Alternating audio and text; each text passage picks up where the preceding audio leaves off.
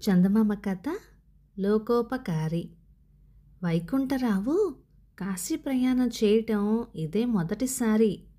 రైలు Madras station విడిచిన దగ్గర నుంచి ఆయనకు ఒక్కటే ఆలోచన, కాశీలో ఎక్కడ బస చేయటమా అని.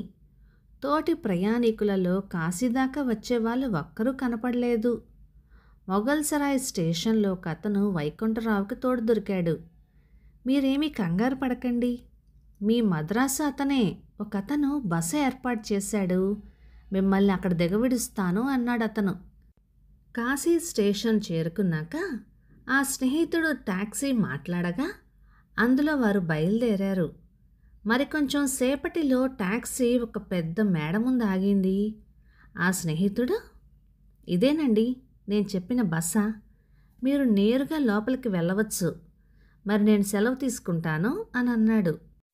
అప్పుడు వైకుంఠరావు, ఇది టాక్సీ వాడికి ఇవ్వండి అంటూ ఒక 5 రూపాయల నోటు ఇవ్వబోయాడు. ఆ స్నేహితుడు పుచ్చుకోకుండానే టాక్సీ ఎక్కి వెళ్ళిపోయాడు.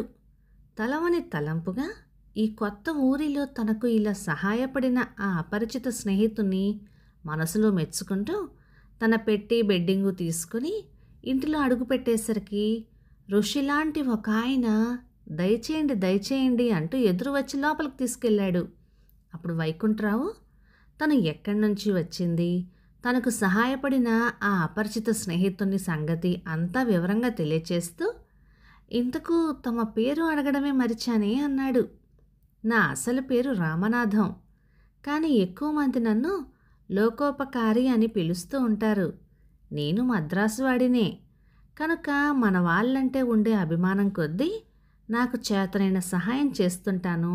ఇంత మాత్రానికే ఉప్పొంగిపోయి మన వాళ్ళు నన్ను లోకోపకారి అంటారు అని చెప్పాడు. ఆ తర్వాత లోకోపకారి వైకుంఠరావుకి విశాలమైన ఒక గది చూపించి, మీ సామాను ఈ గదిలో వేసుకోండి అన్నాడు.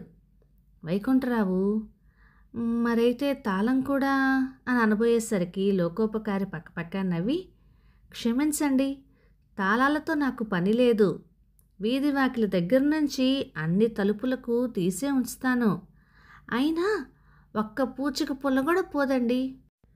పోనీ ఒక పని చెయ్యండి, సాయంత్రం అలా ఊళ్ళోకి వెళ్ళినప్పుడు ఒక తాళం కొనుక్కుందరు కానీ అంతవరకు మీ పెట్టె తాళాన్ని గదికి వేసుకోండి అన్నాడు. తర్వాత వాళ్ళు భోజనాలన్నీ ముగించుకొని విశ్రాంతి తీసుకున్నారు.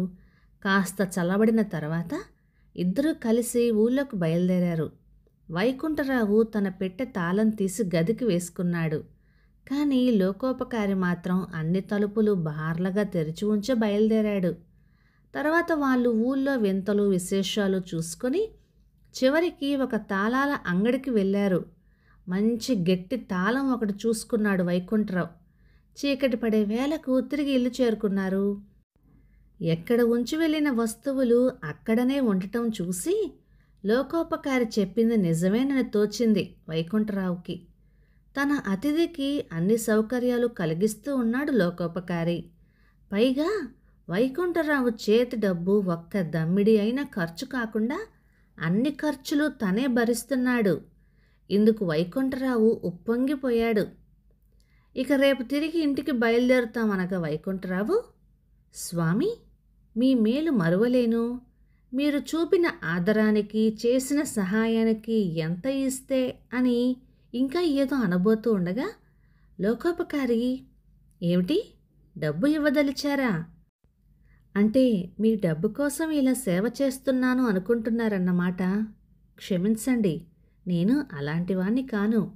మీది ఒక్క దమ్మిడి నాకు వద్దు, కేవలం లోకోపకారమే నా జీవితాశయం అన్నాడు.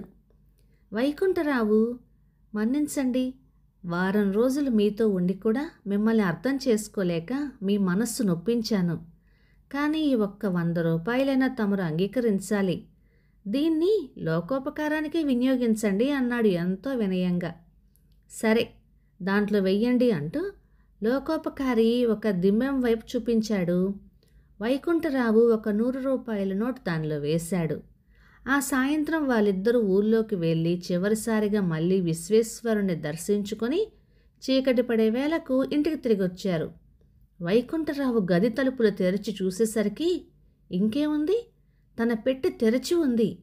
గుడ్డలు అన్నీ చెక్కు చెదరకుండా ఉన్నాయి, కానీ పైకం ఒక్క దమ్మిడి అయినా లేదు. ఇంతలో లోకోపకారి కూడా అక్కడికి వచ్చి, మీ సామానంతా ఉందా అని అడిగాడు. ఆ, సామానంతా ఉన్నది, కానీ పెట్టెలో పైకం పోయింది. చిత్రమేమిటంటే గది తాళం వేసింది వేసినట్లుగానే ఉంది అన్నాడు. ఏమిటి, వేసిన తాళం వేసినట్టే ఉన్నదా?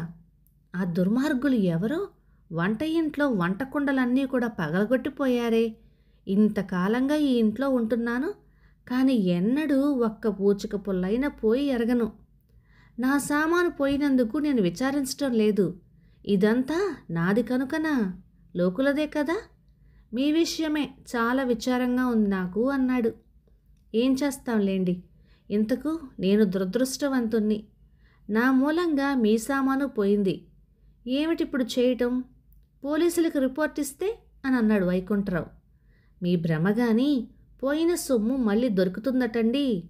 రిపోర్ట్ ఇవ్వటానికేం, ఈ క్షణం ఇచ్చి రావచ్చు, కానీ అదంతా వృధా ప్రయాస. నా మటుకు నేను రిపోర్టు ఇవ్వను. ఎందుచేతనంటే ఇది నా సొమ్ము కాదు కదా. పోతే మీరు తిరిగి ఇల్లు చేరుకోవటం అంటారా? దిబ్బెంలో మీరు వేసిన పైకం తీసుకోండి అంటూ లోకోపకారి దిబ్బెంలో నుంచి ఆ 100 రూపాయల నోటు తీసి ఇవ్వబోయాడు. వైకుంఠరావు అడ్డుపడి, అంతా వద్దులేండి, రైలు ఛార్జీ ఇప్పించండి చాలు అన్నాడు. మీ ఇష్టం అని లోకోపకారి 40 రూపాయలు మాత్రం తీసి వైకుంఠరావుకిచ్చి ఆ రాత్రికి రాత్రే ప్రయాణం చేసి పంపించేశాడు. ఒక ఏడాది గడిచింది. ఒకనాటి ఉదయం వైకుంఠరావు పత్రిక చదువుతూ ఉండగా ఒక వార్త కనిపించింది. కాశీయాత్రకు వచ్చే యాత్రికులను మోసపుచ్చుతూ వచ్చిన లోకోపకారి ముఠా అరెస్టు అని. లోకోపకారికి 3 ఏళ్ల కఠిన శిక్ష అని కూడా ఉంది. ప్రకటన పూర్తిగా చదివిన తర్వాత మొఘల్ సరాయిలో తనకు పరిచయం కలిగిన ఆ స్నేహితుడు, తాళాల అంగడివాడు, మరికొందరు ఒక ముఠా అని, ఆ ముఠాకంతకు లోకోపకారి నాయకుడని వైకుంఠరావు గ్రహించి చెప్పగా ఇది చదువుకొని ఇంటిల్లపాది తెగ నవ్వుకున్నారు. కథ సమాప్తం. ఇక ఈ కథ 1951 ఏప్రిల్ నెల చందమామలు వచ్చింది. రచయిత నేరెళ్ల శ్రీధర దత్తు గారు మదనపల్లి నుంచి. అతి వినయము, అతిగా గౌరవము చూపుతున్నారు అంటే ఖచ్చితంగా వారు మన నుంచి ఏదో ఆశిస్తున్నారు అని. అప్పుడే మనం మరింత జాగ్రత్తగా ఉండాలి.